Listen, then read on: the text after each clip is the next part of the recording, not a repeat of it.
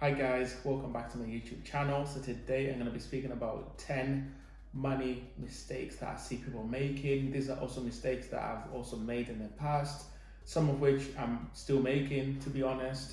But yeah, let's get right into it. So the first things first is cutting spending instead of raising your income. Now there's a limit to how much you can save. This is really important to kind of internalize. There's a limit to how much you can save, which basically means, if you're saving your £3 on coffee or whatever else, trying to save £20 on a TV that you're buying, it's not really going to move the needle for you. It's not really going to be life changing. So instead, focus on building income streams. Instead of, because your income streams, they don't really have a limit, whereas your savings, you can only save so much, especially if you have a job, you can only save so much according to your expenses as well. So focus on building income streams. You will not get rich from renting out your time. Now, this is something that I actually got from someone I look up to quite highly, Naval, based in San Francisco, Silicon Valley, one of my favorite thinkers. So what that basically means is, you could be a nurse, and you could work 12 hours a day, 6 times a week. Unfortunately, you're not going to get rich from renting out your time for money. You need to diversify your income streams. If you have a job, it's fine. Everyone starts from somewhere.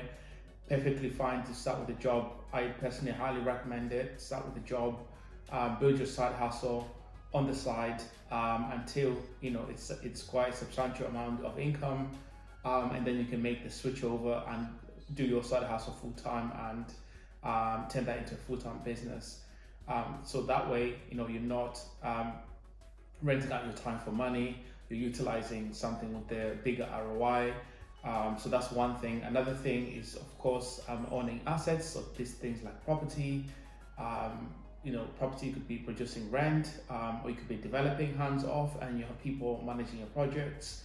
Of course, dividend stocks. You can invest in stocks. You can invest in cryptocurrency. You can do some peer-to-peer lending. So just any other assets that makes money, especially while you sleep, it's fantastic.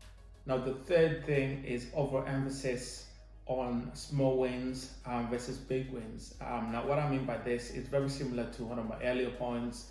So, for example, you see a TV that's on sale for £20.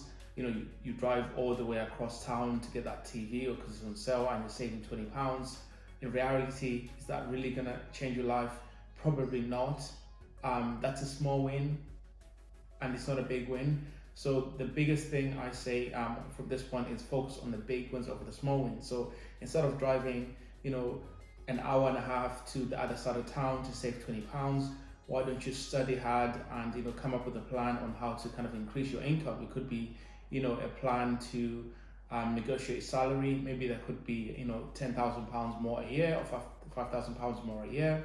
That's way more impact on your life, potentially life changing, over trying to save £20 driving across town, guys. So big emphasis on big wins and less so on the small wins. Number 5 is just to be careful when it comes to borrowing. The only thing guaranteed when you're borrowing money is the monthly repayments or annual repayments, according to whatever terms you agree on. So that's the only thing guaranteed. Now, I know it takes money to make money, or that's what they say at least. So sometimes, if you do borrow smart, for example, if you get a mortgage, buy-to-let mortgage, and interest-only payments, and if you have rental income from that property, and it's just obviously more than the interest payments, then of course it's a good investment. That's when you're using, money to invest to make more money. That's a smart investment. But of course, if you're using credit cards to max them out, buying, clothes or whatever other things that you don't need, and not being able to pay that on time, then yes, I wouldn't recommend that. So stay away from borrowing. Number 6 is paying too much attention to other people's finances. Now, this is kind of like keeping up with the Joneses. Now, a fact of life is just that someone else is going to be richer than you, someone else is going to be poorer than you. So you just have to focus on you, because everyone's running their own journey in life. Everyone's been through different things, everyone has different resources, everyone is running on different timelines. So just focus on you and yeah, just focus on you and don't look sideways, because that's just going to distract you and it's not going to help you out. So yeah. Number 7 is upgrading your lifestyle too quickly. Now, this is something I personally have not done. I've tried to be extremely humble and keep my expenses very low by living below my means, by taking care of, especially one of the biggest expenses, my rent. I've kept that as low as possible for many years.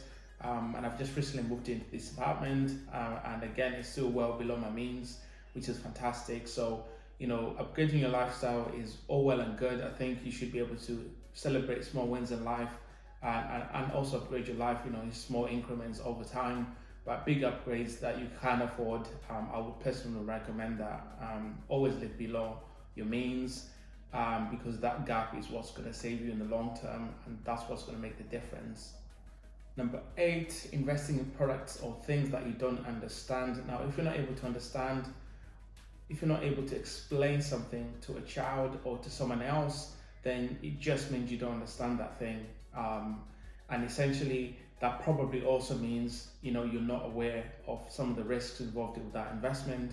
You're not fully aware because you just don't fully understand it, which becomes an even bigger risk.